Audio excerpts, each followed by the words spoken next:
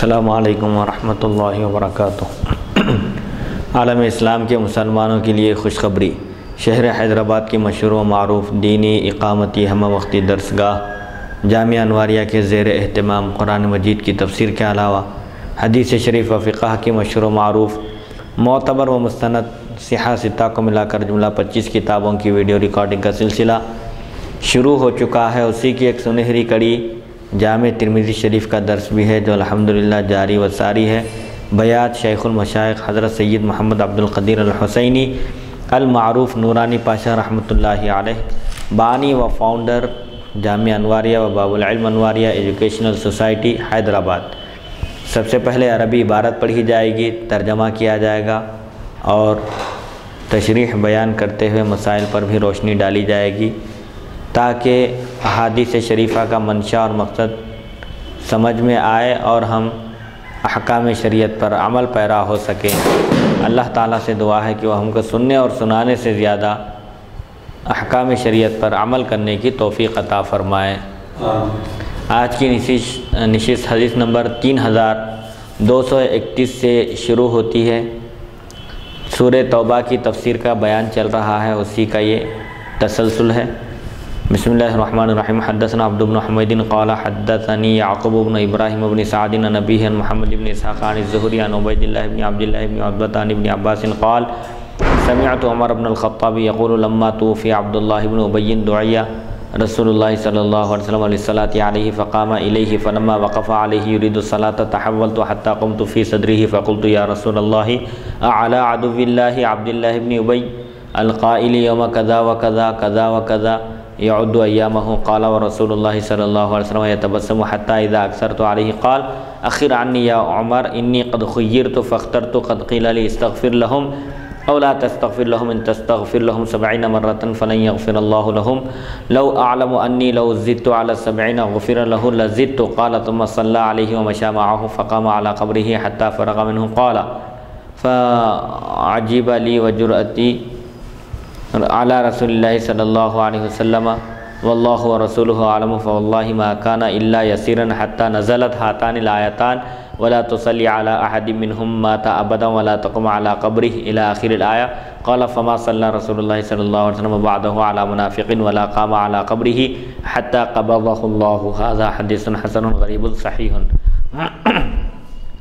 حضرت ابن عباس رضی اللہ عنہما سے مروی ہے، حضرت عمر بن خطاب رضی اللہ عنہ فرماتے ہیں عبداللہ ابن ابی جو رئیس المنافقین تھا، جب اس کی موت واقع ہو گئی تو اس کے مرنے کے بعد نبی کریم صلی اللہ علیہ وسلم کو اس کی نماز جنازہ پڑھنے کے لیے بلایا گیا اور آپ تشریف لے گئے۔ جب آپ نماز جنازہ پڑھنے کے ارادے سے کھڑے ہوئے تو میں سب سے علیحدہ ہو کر آپ کے سامنے جا کر کھڑا ہو گیا۔ کون؟ حضرت عمر فرما رہے ہیں۔ جب نماز جنازہ پڑھانے کے لیے آپ کھڑے ہو گئے تو حضرت عمر رضی اللہ عنہ صف میں سے علیحدہ ہو کر سب سے باہر نکل کر آپ کے سامنے جا کر کھڑے ہو گئے اور عرض کیا، یا رسول اللہ صلی اللہ علیہ وسلم، کیا آپ اللہ کے دشمن عبداللہ ابن ابی کی نماز جنازہ پڑھتے ہیں، جس نے فلاں دن اس طرح کہا تھا اور فلاں دن یوں کہا تھا،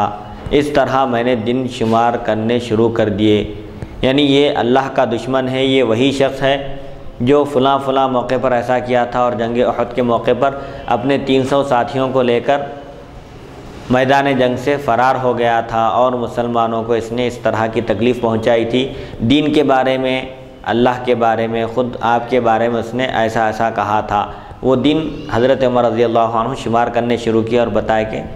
یہ شخص دشمن ہے، اللہ کا دشمن ہے، آپ اس کی نماز جنازہ پڑھا رہے ہیں۔ فرماتے ہیں نبی کریم صلی اللہ علیہ وسلم مسکراتے رہے، سب سن کر آپ مسکراتے رہے، یہاں تک کہ جب میں نے بار بار اپنی بات کو دہرایا، میں بہت زیادہ تکرار کیا تو آپ صلی اللہ علیہ وسلم نے فرمایا، اے عمر پیچھے ہٹو، مجھے اختیار دیا گیا ہے اور کہا گیا ہے کہ آپ ان کی مغفرت طلب کریں یا طلب نہ کریں، آپ ان کے لیے استغفار کریں یا نہ کریں، اگر آپ ان کے حق میں 70 مرتبہ بھی استغفار کریں، اللہ تعالیٰ سے مغفرت طلب کریں تو ہرگز اللہ ان کو بخشنے والا نہیں ہے۔ تو حضور اکرم صلی اللہ علیہ وسلم فرماتے ہیں کہ اللہ نے مجھے اختیار دیا ہے استغفار کا، مغفرت طلب کرنے کا، اور یہ بھی فرما دیا ہے کہ 70 مرتبہ بھی مغفرت طلب کریں گے تو ان کی بخشش نہیں ہوگی۔ اگر 70 سے زائد مرتبہ طلب کرنے کی صورت میں ان کی بخشش ہو سکتی ہے تو میں 70 سے زائد مرتبہ بھی مغفرت طلب کروں گا۔ اگر مجھے معلوم ہوتا کہ 70 مرتبہ سے بھی زیادہ مغفرت مانگنے سے، بخشش مانگنے سے ان کی بخشش ہو جائے گی تو میں اس سے بھی زیادہ بار مغفرت طلب کرتا۔ پھر آپ صلی اللہ علیہ وسلم نے رئیس المنافقین کی نماز جنازہ پڑھائی، جنازے کے ساتھ چلے اور اس کی قبر پر کھڑے رہے حتیٰ کہ اس سے فارغ ہو گئے، تدفین سے فارغ ہو گئے۔ حضرت عمر فرماتے ہیں مجھے رسول اللہ صلی اللہ علیہ وسلم کے سامنے اپنی جرأت پر تعجب ہوا کہ میں اتنی بڑی ہمت کیسے کیا، رسول اللہ صلی اللہ علیہ وسلم کے سامنے کھڑے ہو کر اس کی نماز جنازہ پڑھانے سے آپ کو منع کرنے لگا اور اس کے خرابیاں بیان کرنے لگا سامنے کھڑے ہو کر کے یہ وہی شخص ہے جس نے اسلام کے بارے میں، اللہ کے بارے میں اور اسلام کے احکام کے بارے میں اس طرح کہا کرتا تھا۔ حیرت ہوئی بعد میں، اس وقت تو سامنے کھڑے ہو کر گفتگو کرے اور بولے کہ یہ منافق ہے اور اللہ کا دشمن ہے، آپ کیسا اس کی نماز جنازہ پڑھا رہے ہیں، لیکن بعد میں سوچے تو آپ کو خود حیرت ہوئی، تعجب ہوا کہ میں ایسی ہمت کیسے کیا حضور اکرم صلی اللہ علیہ وسلم کے سامنے کھڑے ہونے کی۔ اور اللہ اور اس کے رسول خوب جانتے ہیں کہ میرا مقصد کیا تھا، اس طرح کھڑے ہو کر حضور سے گفتگو کرنا، تکرار کرنا یا پھر اس سلسلے میں منع کرنا نہیں تھا، بلکہ آپ کو یہی فکر لاحق تھی کہ یہ منافق ہے اور اسلام کا بدترین دشمن ہے، اللہ کا دشمن ہے، اس کی نماز جنازہ کیوں پڑھائی جا رہی ہے اور حضور کیوں پڑھا رہے ہیں۔ قسم بخدا تھوڑی ہی دیر میں 2 آیتیں نازل ہوئی، یعنی زیادہ وقت نہیں گزرا اس کی تدفین سے فارغ ہو کر آ کر فوراً ہی 2 آیتیں نازل ہوئی جس میں اللہ تعالیٰ نے ارشاد فرمایا اور آپ ان میں سے کسی کی بھی نماز جنازہ مت پڑھیے جو مر چکا ہے اور نہ ہی اس کی قبر پر ٹھہریے، یعنی جو منافق نفاق پر مر چکا ہے اس کی نماز جنازہ پڑھنے کی آپ کو ضرورت نہیں ہے اور اس کی تدفین میں بھی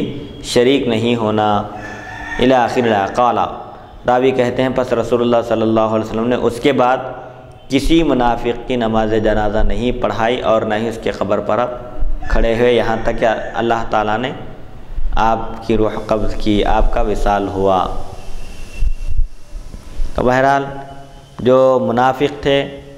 حضور اکرم صلی اللہ علیہ وسلم کو اللہ کی طرف سے جب تک ان کے ساتھ رعایت کرنے کا حکم تھا آپ نے رعایت کی، جب تک ان کی ستر پوشی کا حکم دیا گیا تھا آپ نے ان کی ستر پوشی کی، لیکن جب اللہ تعالیٰ نے منافقوں کا راز فاش کرنے کا حکم دیا تو حضور اکرم صلی اللہ علیہ وسلم نے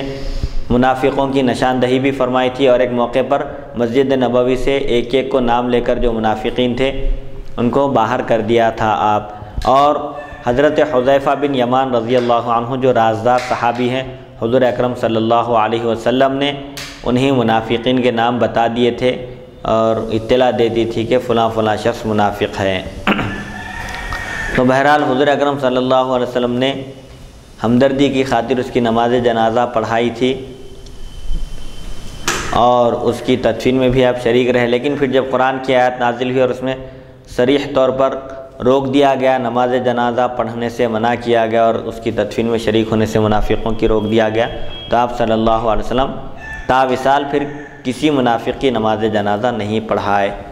حدیث نمبر 3232، حدثنا بندار و یحیی بن سعید حدثنا عبید اللہ اخبرنا نافع عن ابن عمر قال جاء عبد الله بن عبد الله بن ابی الى رسول اللہ صلی اللہ علیہ وسلم حين مات ابوه فقال اعطني قميصك اكفنه فيه وصلي عليه واستغفر له فاعطاه قميصه وقال اذا فرغتم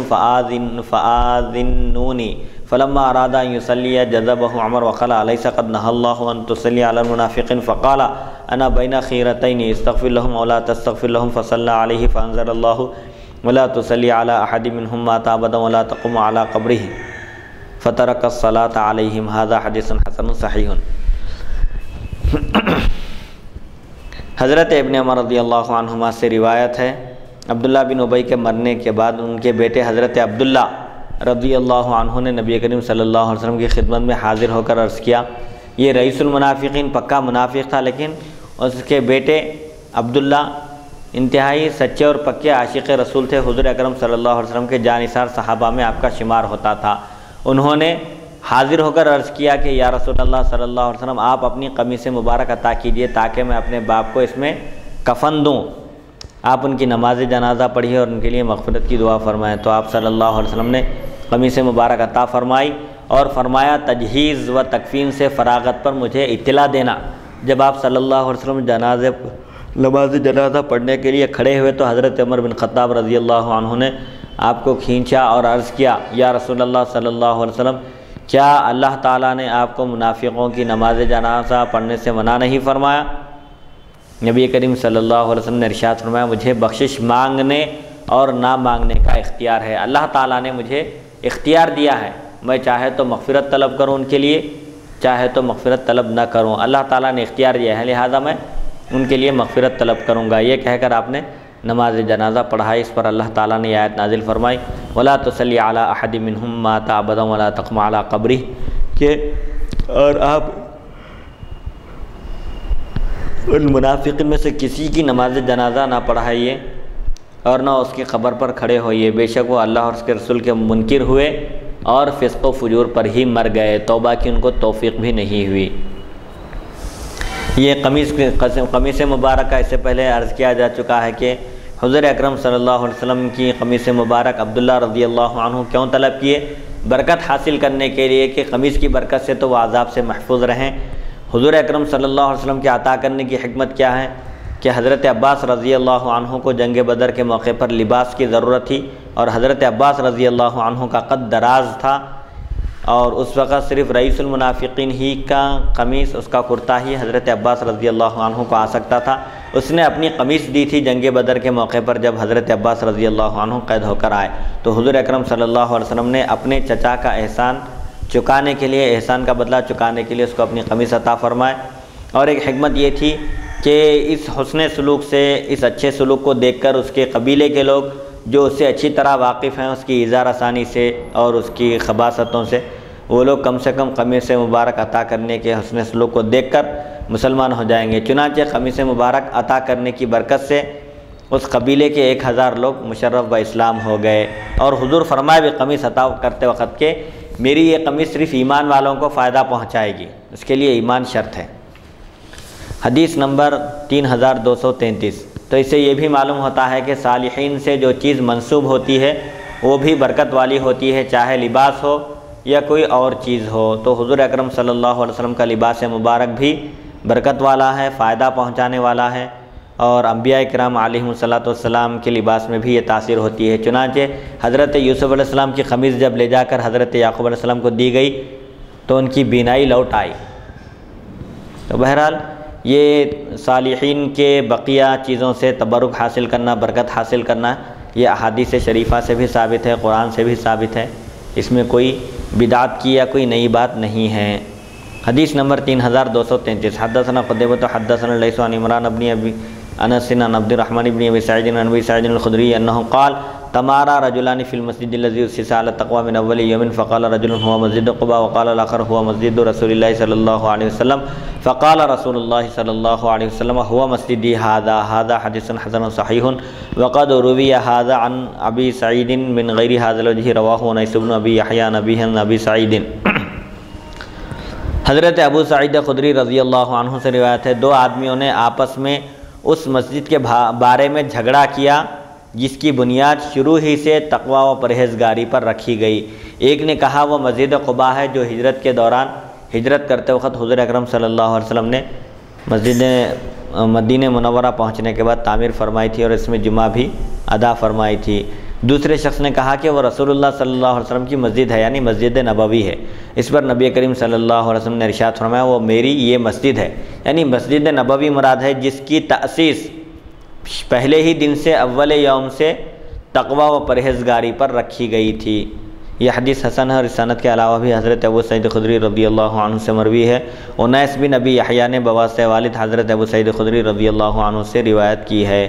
حدیث نمبر 3234۔ حدثنا ابو قریب حدثنا معاویہ بن ہشام حدثنا یونس بن الحارث عن ابراہیم بن ابی میمونہ عن ابی صالح عن ابی ہریرہ عن النبی صلی اللہ علیہ وسلم قال نزلت هذه الآية في أهل قباء فيه رجال يحبون أن يتطهروا والله يحب المطهرين قالوا كانوا يستنجون بالماء فنزلت هذه الآية فيهم هذا حديث غريب من هذا الوجه وفي الباب عن أبي أيوب وأنس بن مالك ومحمد بن عبد الله بن سلام۔ حضرت ابو ہریرہ رضی اللہ عنہ سے روایت ہے، نبی کریم صلی اللہ علیہ وسلم نے ارشاد فرمایا، یہ آیت اہل قباء کے بارے میں نازل ہوئی، فیہ رجال یحبنا، اس میں چند ایسے لوگ ہیں جو خوب پاک ہونے کو پسند کرتے ہیں، خوب پاک رہنے کو پسند کرتے ہیں، اور اللہ بھی خوب صاف ستھرے رہنے والوں کو پسند کرتا ہے۔ حضرت ابو ہریرہ رضی اللہ عنہ فرماتے ہیں کہ ان لوگوں کی اللہ نے تعریف کیوں فرمائی؟ اس لیے کہ وہ لوگ پانی سے استنجا کیا کرتے تھے، جب ضرورت سے فارغ ہوتے تو پانی کا استعمال کرتے تھے صاف صفائی کے لیے، تو ان کے بارے میں یہ آیت نازل ہوئی۔ یہ حدیث اس سند سے غریب ہے۔ اس باب میں حضرت ابو ایوب، انس بن مالک اور محمد بن عبداللہ بن سلام رضی اللہ تعالیٰ عنہم سے روایات منقول ہیں۔ دیگر روایتوں میں آیا ہے کہ وہ لوگ دو چیزوں کا استعمال کرتے تھے، ڈھیلا بھی استعمال کرتے تھے، اس کے بعد پھر پانی سے بھی طہارت لیتے تھے، جس سے صفائی ستھرائی اور پاکی زیادہ حاصل ہوتی ہے۔ اس لیے اللہ تعالیٰ نے ان لوگوں کی تعریف کی ہے جو خوب صاف ستھرا رہنے کو پسند کرتے ہیں، اور اللہ بھی خوب صاف ستھرا رہنے والے لوگوں کو ہی پسند کرتا ہے۔ حدیث نمبر 3235۔ حدثنا محمود بن غیلان حدثنا وکیع حدثنا سفیان عن ابی اسحاق عن ابی الخلیل عن علی قال سمعت رجلا یستغفر لابویہ وہما مشرکان فقلت له اتستغفر لابویک وہما مشرکان فقال اولیس استغفر ابراہیم لابیہ وهو مشرک فذکرت ذلك للنبی صلی اللہ علیہ وسلم فنزلت ما كان للنبي والذين آمنوا يستغفروا للمشركين هذا حديث حسن وفي الباب عن سعید بن المسیب عن ابیہ۔ حضرت علی رضی اللہ عنہ سے روایت ہے، فرماتے ہیں میں نے ایک آدمی کو اپنے مشرک ماں باپ کے حق میں دعائے مغفرت کرتے ہوئے دیکھا،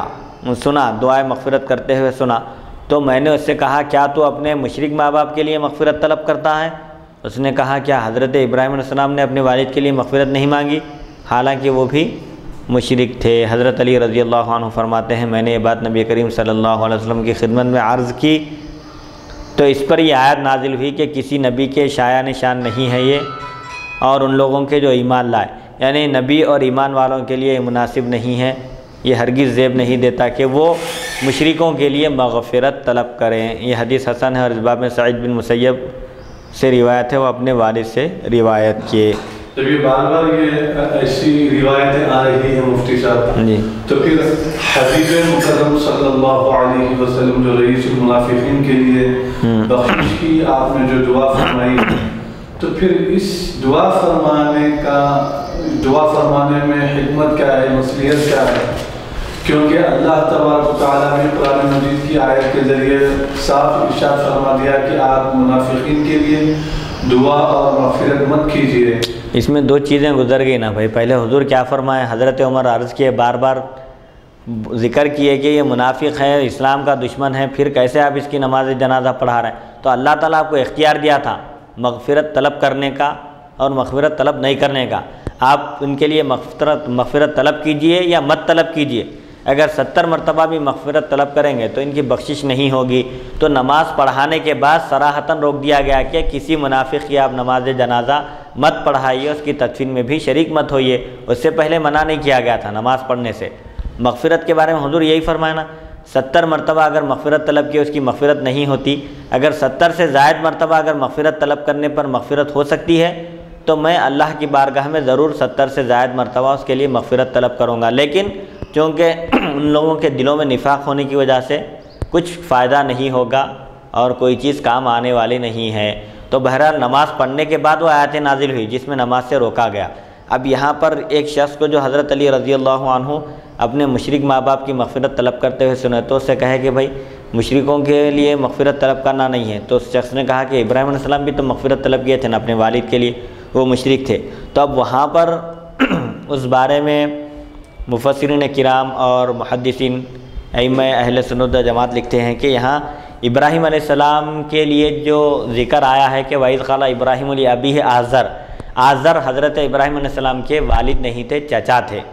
اور عرب میں چچا کو بھی والد کا درجہ دیا جاتا ہے، اس لیے اب کا لفظ استعمال کرتے ہیں چچا کے لیے بھی، چونکہ حضرت ابراہیم علیہ السلام کے والد تو مومن تھے، اسی لیے سورہ ابراہیم میں حضرت ابراہیم علیہ السلام کی دعا ہے کہ ربنا اغفر لی، اے ہمارے پروردگار آپ میری مغفرت فرمائیے، ولی والدیہ، اور میرے والدین کی بھی مغفرت فرمائیے، اور مومنوں کی بھی مغفرت فرمائیے جس دن حساب قائم ہوگا۔ تو والدین کا لفظ استعمال کیا گیا ہے۔ ابراہیم علیہ السلام کے والدین موحد تھے، مومن تھے۔ وہ جو مشرک تھے وہ چچا تھے، آزر تھے وہ، کیونکہ قرآن پاک میں بھی اس کی دلیل ملتی ہے کہ چچا کے لیے بھی اب کا لفظ استعمال کیا جاتا ہے۔ سورہ بقرہ میں اللہ تعالیٰ ارشاد فرماتا ہے، اعوذ باللہ من الشیطان الرجیم، ام کنتم شہداء اذ حضر یعقوب الموت اذ قال لبنیہ ما تعبدون من بعدی قالوا نعبد الہک و الہ آبائک اسماعیل و اسحاق الہا واحدا۔ یعنی یعقوب علیہ السلام کے وصال کا جب وقت قریب آیا تو آپ نے اپنے فرزندوں کو بلا کر پوچھا کہ تم میرے بعد کس کی عبادت کرو گے؟ ثابت قدم رہو گے توحید پر یا پھر جاؤ گے؟ کس کی عبادت کرو گے؟ پوچھا تو انہوں نے کہا کہ ہم آپ کے بعد آپ کے معبود برحق کی عبادت کریں گے، نعبد الہک و الہ آبائک، جو آپ کا بھی معبود ہے اور آپ کے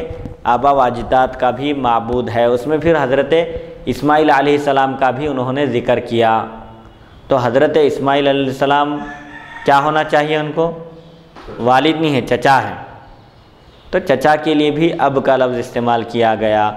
تو اسے معلوم ہوتا ہے کہ یہاں پر حضرت ابراہیم علیہ السلام چچا کے لیے بھی مغفرت طلب کرنے والے تھے، تو اللہ تعالیٰ نے روک دیا۔ اب جو مغفرت طلب کی ہے آپ نے، والدین کے لیے مغفرت طلب کی، ظاہر بات ہے وہ تو مومن ہی تھے، موحد تھے۔ البتہ چچا مشرک تھے، آزر جو تھا وہ مشرک تھا، اس لیے اس کی مغفرت طلب نہیں کی گئی۔ حدیث نمبر 3236، حدثنا عبد بن حمید حدثنا عبد الرزاق اخبرنا معمر عن الزہری عن عبد الرحمن بن کعب بن مالک عن ابیہ قال لم اتخلف عن النبی صلی اللہ علیہ وسلم فی غزوۃ غزاها حتى كانت غزوۃ تبوک الا بدرا ولم يعاتب النبی صلی اللہ علیہ وسلم احدا تخلف عن بدر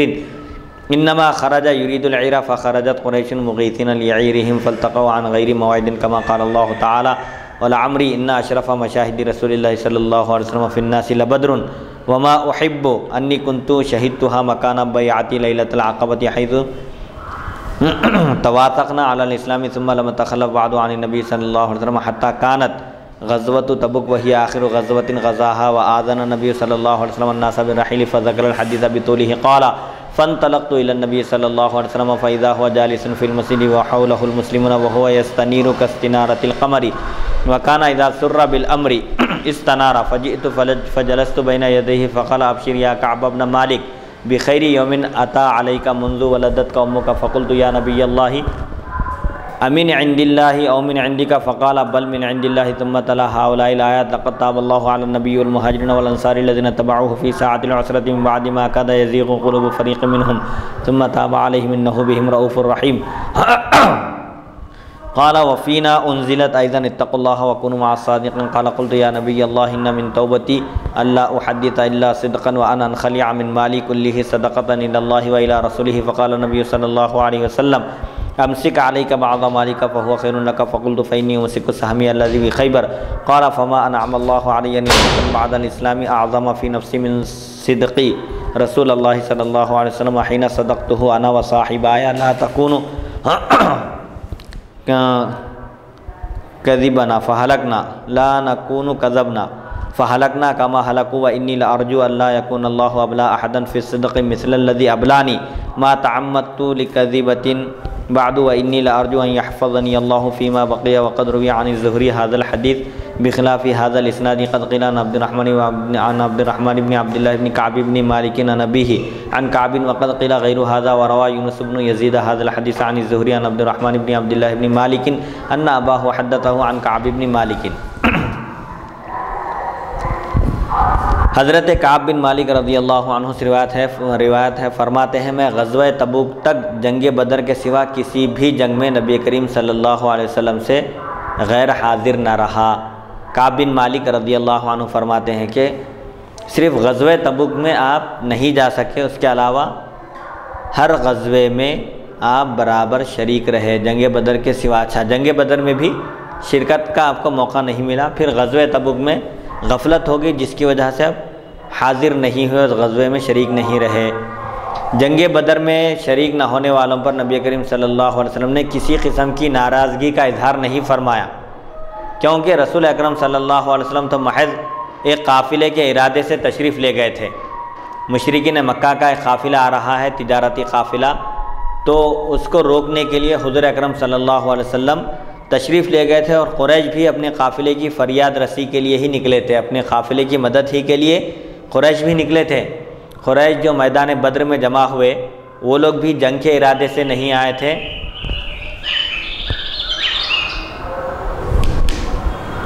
قریش بھی چونکہ ان کا ارادہ بھی جنگ کا نہیں تھا، ان کو معلوم ہوا کہ ان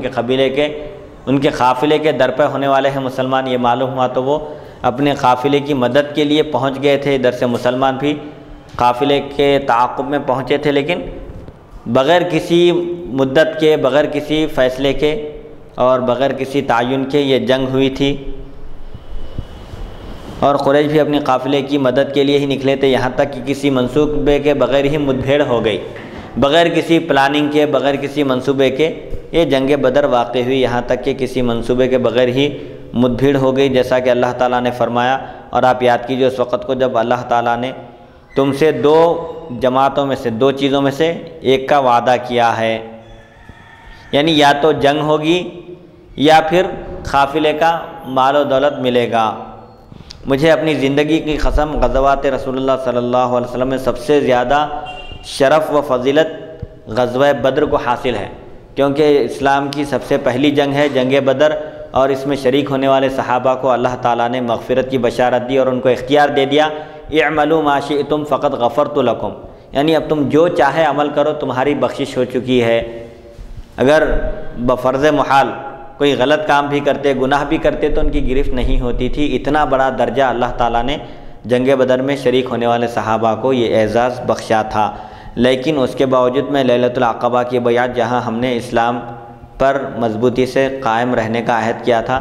اس کے مقابلے میں بدر کی حاضری کو پسند نہیں کرتا۔ مطلب یہ ہے کہ لیلۃ العقبہ ایک گھاٹی کے پاس حضور اکرم صلی اللہ علیہ وسلم نے بیعت لی تھی، 70 صحابہ نے وہاں پر بیعت کی تھی اسلام پر ثابت قدم رہنے کی، اس کی بھی بڑی اہمیت ہے، پہلی بیعت تھی وہ اسلام کی۔